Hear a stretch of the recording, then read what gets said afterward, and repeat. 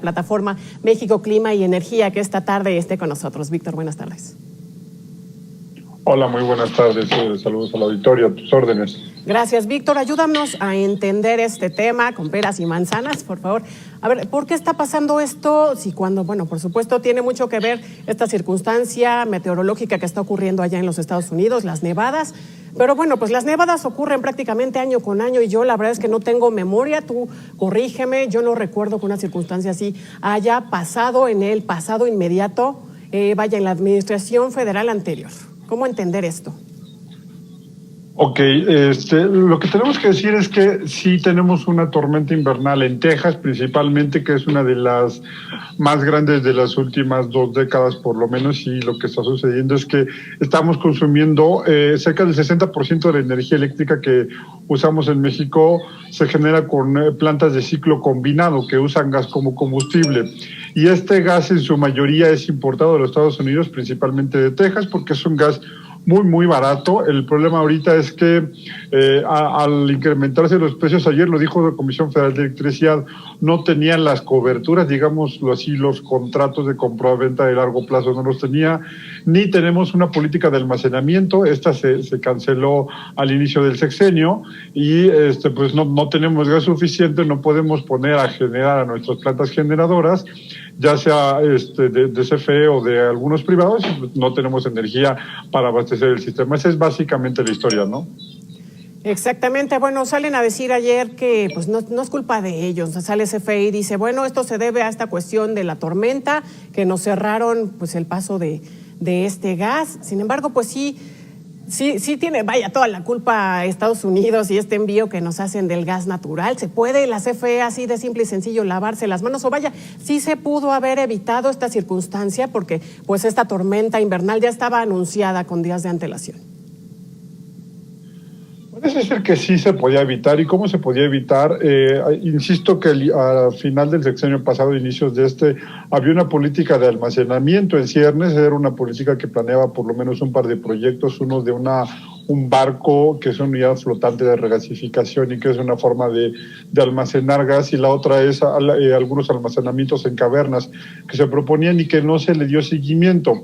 Había una política también de almacenamiento que se mantuvo congelada ahí y ahora literalmente se congeló la zona gasífera de Texas y tenemos esto. ¿Se pudo haber evitado? Sí, se pudo haber evitado que justo lo que se tenía que haber hecho hace 2 años, lo anunció ayer por la noche Comisión Federal de Electricidad en un comunicado y pues bueno, digamos que es una clara muestra de lo que le llamamos que ya ahoga del niño tapar el pozo, ¿no? Oye, y esto además deja al descubierto pues esta dependencia que tenemos en el consumo del gas natural, que México ha incrementado además la compra de ¿no? ¿Cuál es el riesgo de que México dependa tanto pues de Estados Unidos en este aspecto? La verdad es que el riesgo es relativamente bajo. En este caso estamos en condiciones meteorológicas muy extremas, digamos. Como bien decías, hace mucho o más bien como decía yo, hace mucho tiempo que no se veía una helada así. Y sí, tenemos un alto contenido o una alta dependencia de gas. Yo creo que uno de los errores ha sido no diversificar la matriz energética. Se pararon, o por lo menos ahorita están paradas regulatoriamente hablando, de la entrada de más renovables, que las renovables sí han estado generando en estas horas y han estado aportando energía al sistema. También, por ejemplo, la inversión en redes de transmisión hubiera mejorado las capacidades o la resiliencia que tuviera el sistema para vencer esta falta de combustible. Sí tenemos una alta dependencia. La dependencia en tiempos normales no suena mal porque tenemos un gas muy barato del otro lado de la frontera, pero bueno, en condiciones extraordinarias como la que estamos viendo, es un riesgo, y más si no se tomaron las provisiones internas para almacenar y tener gas disponible, ¿no? Oye, y bueno, en este contexto de la discusión de la reforma a la ley de la industria eléctrica que se encuentra en el Congreso, o bueno, a lo mejor en futuras rencillas que pudieran haber entre México y Estados Unidos, ¿pudiera esto utilizarse como una forma de presionar de Estados Unidos a México? Honestamente esa parte no la creo, y no la creo por una sencilla razón. El negocio de los vendedores de gases es eso, un negocio. Entonces ellos ganan dinero mientras le estén vendiendo gas a México. Sin embargo, ya que mencionas la iniciativa de reforma, la verdad es que sí es un poco peligroso, porque de lo que habla CFE, no solamente en la reforma, sino en el programa de desarrollo del sector eléctrico nacional, que se publicó una noche antes de que se presentara esta iniciativa, hablan del desarrollo prácticamente solamente de centrales de ciclo combinado, y pues entonces lo que estamos diciendo es que le están apostando a lo que no tenemos certeza de contar con, ¿no? Al gas. Además, esta reforma pues no iría encaminada a garantizar la seguridad energética, ¿no? ¿Cómo lo ves?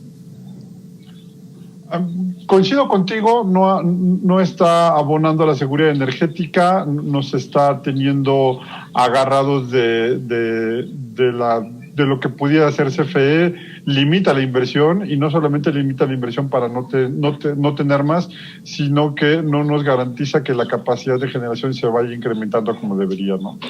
Oye, y bueno, volviendo justo al tema que estamos enfrentando en este momento, en diciembre pasado se generó pues este gran mega apagón. Ahorita, pues menos de 2 meses después, tenemos uno nuevo. En este contexto en el que estamos, nos dicen, bueno, el jueves a lo mejor tendríamos que estar enfrentando estos cortes intermitentes hasta el jueves. ¿Cuál es el panorama que tú ves y hacia adelante también?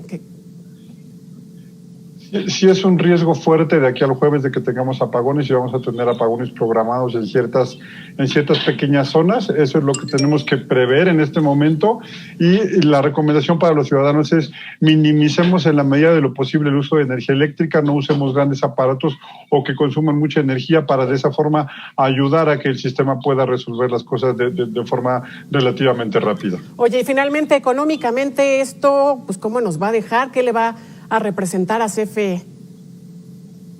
Pues hasta el día de ayer iban contados 20,000 millones de pesos de daños. Yo creo que esto va a ser todavía mayor.